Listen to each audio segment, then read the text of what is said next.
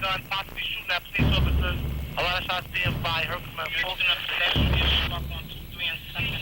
Needs to commit suicide. Have a confirmed bank robbery of Citibank I have and a priority now. It's a 5480. Now, David, that's a call back to make it a better location. GLA mail complainant on the 34. Mail to the box. Thanks, a note was passed. No weapons displayed. Take us off into a short back in Georgia. Can you use a person stop or a car stop gang? I have a person stopped. 13, 10, 13. Her from the street. I have an unknown direction at this time.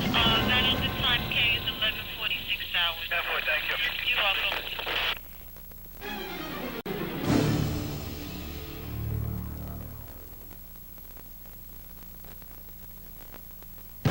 Taking people into custody is a huge responsibility. We are legally and morally obligated to use the least amount of force necessary. But when suspects resist, we have to take action. When suspects become violent, both they and the arresting officers are in danger. You have been doing a superb job in this very difficult area. Your control in restraining others has been nothing short of remarkable. In 2002, you made nearly 350,000 arrests, including more than 16,000 cases where restraint was necessary. In about 2,000 of those arrests, police officers themselves were hurt. This tape will teach you about how the human body reacts when it's placed in certain positions, and how some positions are more dangerous than you might think. I'm Dr. Charles Hirsch. I'm the Chief Medical Examiner of the City of New York. At the outset, let me acknowledge that I've never in my life had to subdue and restrain a violently struggling, emotionally disturbed person. My participation in that process occurs in the rare instances when such a struggle terminates in death. In this regard, let me draw your attention to a Latin inscription on one of the walls in the lobby of our Manhattan office. Loosely translated, this motto tells us, "Let laughter cease. This is where the dead come to help the living."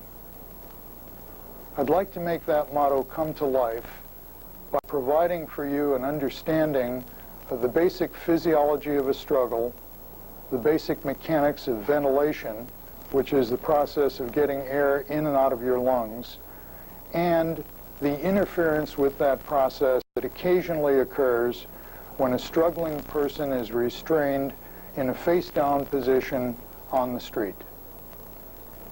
To understand that, we first have to have a basic concept of the mechanics of respiration, and I'm going to show that to you with some graphic material. To begin with, the process of breathing in is accomplished by increasing the size of your chest. You do that in two ways. First, by raising your ribs, and secondly, by contracting your diaphragm. When a person is face down on the street, in order to raise their ribs, they have to lift the weight of their body.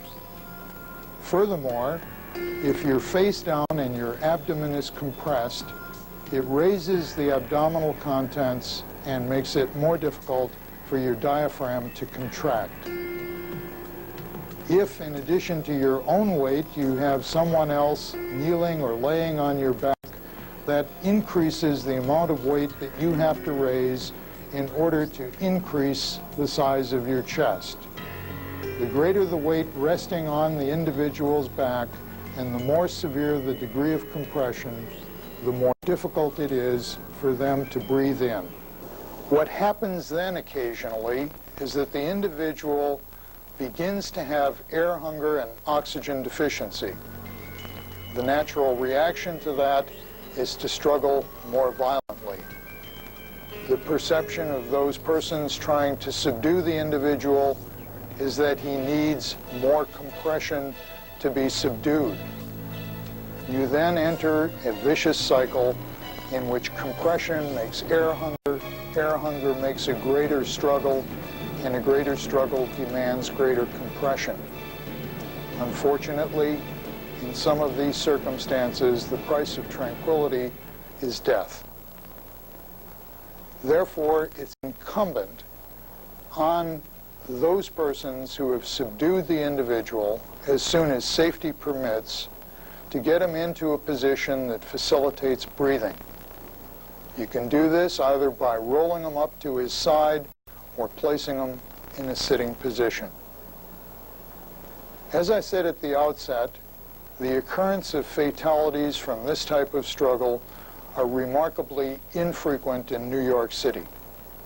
You do an excellent job of handling these people. I know it's very difficult. Occasionally, there are fatalities. Hopefully, if we understand the mechanisms, we can make them even less frequent. Persons on their stomachs can't breathe with pressure applied to their backs. As soon as suspects are handcuffed, get them off their stomachs, turn them on their sides, or sit them up. If they continue to struggle, don't sit on their backs. Hold their legs down or wrap their legs with a strap. Call the sergeant for the leg restraints carried in all supervisors' cars. Never tie the handcuffs to a leg or ankle restraint. As soon as possible, get the suspect into an ambulance or R&P. Don't lay suspects on their stomachs during transport to the station house or a hospital. Instead, sit them up. When you follow these guidelines, you will prevent unnecessary deaths.